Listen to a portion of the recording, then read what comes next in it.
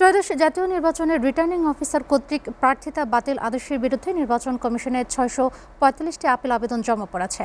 আজ থেকে শুরু হয়েছে শুনানি। সেখানে আছেন সহকর্মী শাহরিয়ার জামান দীপ। সরাসরি চলে যাচ্ছি তার কাছে।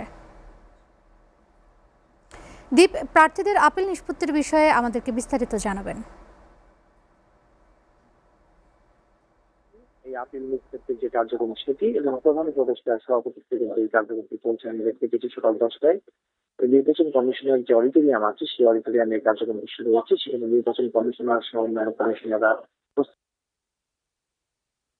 যেটি দেখতে পেয়েছি 10টা থেকে 11টা, 11টা থেকে 12টা এই পর্যন্ত আজকে সকাল 10টা থেকে বিকাল 5টা পর্যন্ত এই কার্যক্রম চলবে। অর্থাৎ প্রতি 1 ঘন্টা করে একটি স্লট করা হচ্ছে। এই স্লটে আমরা দেখতে পেয়েছি 10 জন থেকে 20 জন করে নেওয়া হচ্ছে এবং আজকে টোটাল 70 জনের আপিল নিষ্পত্তি করা হবে বলে আমরা জানতে পেরেছি। আমি যদি একটু দেখাতে চাই, আমার পিছনে আপনারা দেখতে পারবেন যেখানে আসলে ওয়েটিং রুমের ব্যবস্থা করা হয়েছে। অর্থাৎ যাদের ক্রমান্বয়ে তালিকা আসছে তারা ভিতরে যাচ্ছেন আর বাকিরা এখানে বসে অপেক্ষা করছেন। আর এখানে আমরা আরেকটা বিষয় যেটি দেখতে পেয়েছি যে এখানে যারা আসছেন প্রার্থীরা তার সাথে করে বেশিরভাগই তাদের আইনজীবীদের নিয়ে আসছেন। বিশেষ করে তাদের যে সমস্যাগুলো রয়েছে এই সমস্যাগুলো সমাধানের জন্য তাদের আইনগত যে ভিত্তি সেগুলো তারা তুলে ধরছেন। কয়েকজনকে এখানে কথা হয়েছিল, আমরা দেখতে পাচ্ছি এখানে তাসনিম যারা আলোচিত একজন প্রার্থী, তিনিও কিন্তু এসেছেন। তিনিও যেহেতু আপিল করেছেন, আপিলের পরে তারা আজকে তার কিছুক্ষণ পরে হয়তো বা তাকে ডাকা হবে তার ক্রমান্বয় সারে। আমরা দেখতে পাচ্ছি তিনি এখানে বসে আছেন। এছাড়াও কয়েকজন আপিল কার্যক্রম শুনানি শেষ করে বাইরে এসেছেন, তাদের সাথে আমরা কথা বলেছি।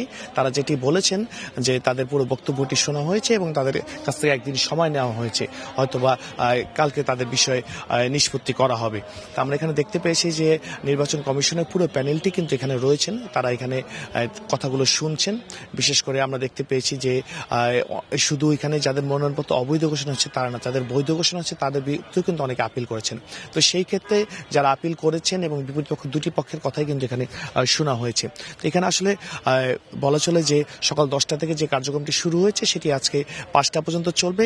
এইভাবে 18 তারিখ পর্যন্ত এই আপিল নিষ্পত্তির কার্যক্রম চলবে এবং এই 18 তারিখের পরে যে অন্যান্য কার্যক্রমগুলি রয়েছে আমরা যেটি জানি যে সব কার্যক্রম সম্পূর্ণ শেষে 22 তারিখ থেকে জানুয়ারির নির্বাচনী প্রচারণা শুরু হবে।